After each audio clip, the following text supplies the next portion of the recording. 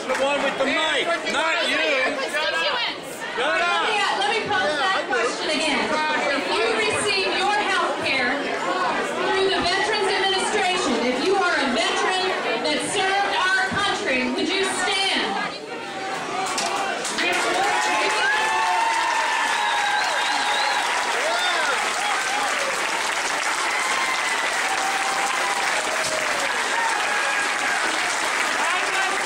They're blocking the doors out. And I think what we all want to hear tonight is these brave men and women who served our country that have health care through the government, through the Veterans Administration, and our seniors that have received health care through the government from Medicare. Tyranny. What does this mean?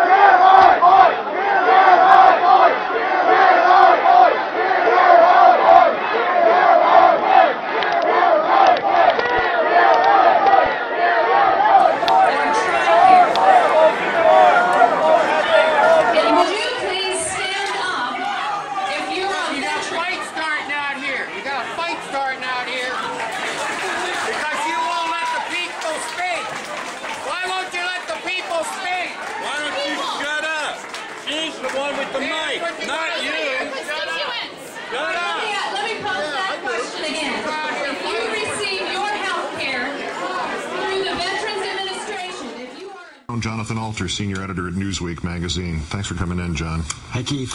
Is that scare that's in evidence at that meeting and other town hall meetings, is it about the health care plan that's being negotiated by Congress, or is it fear and anger about the man who won the presidential election November last? And is there an odd sense here that we could have been looking in these videos at something that came from a McCain-Palin rally?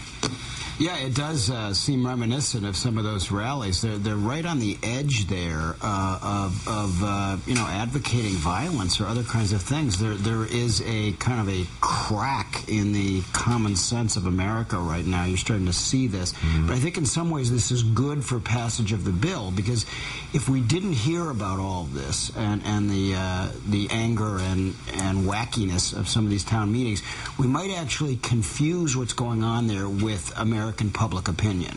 And we're now at a point in our political dialogue where we're beyond that. Mm-hmm. And so I think in some ways the backlash is now set in against these town meetings and the kind of behavior we're seeing there, and it won't have the effect of derailing the bill. There might be some other things that are bigger problems, like the big deficit numbers.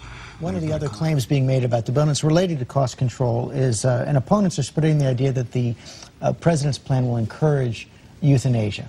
Most recently, Sarah Palin on her Facebook page yesterday, I think it was Friday night actually, said that the America I know and love is not one in which my parents or my baby with Down syndrome will have to stand in front of Obama's death panel so as bureaucrats can decide based on a subjective judgment of their level of productivity in society whether they are worthy of health care. Such a system is downright evil. Now, as you know, Mr. Speaker, the President called that outlandish. Yeah. He said the words... Why don't you put up what Dr. Zeke Emanuel said?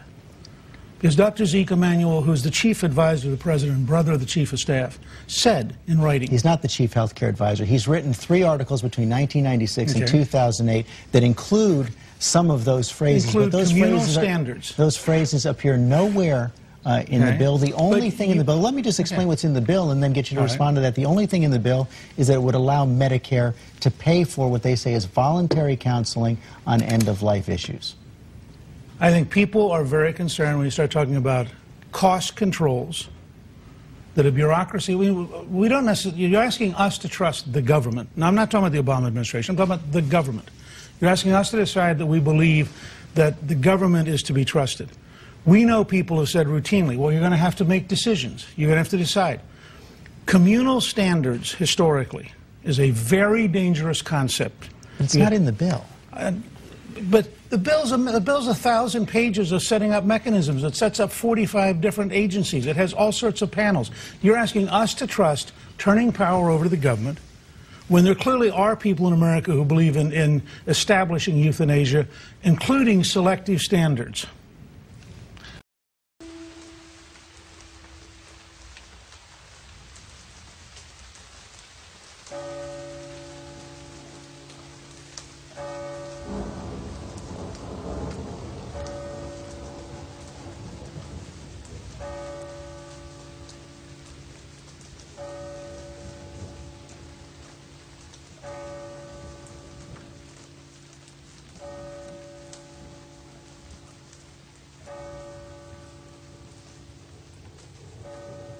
Essentially what you have is the Republicans are the party of no, and the Democrats need to be the party of yes. They can argue about the details, but the idea of sustaining the status quo is unacceptable. And Democrats all over the country have to just come out and say, we need a bill. Argue about what's going to be in it, but don't talk about there being no bill.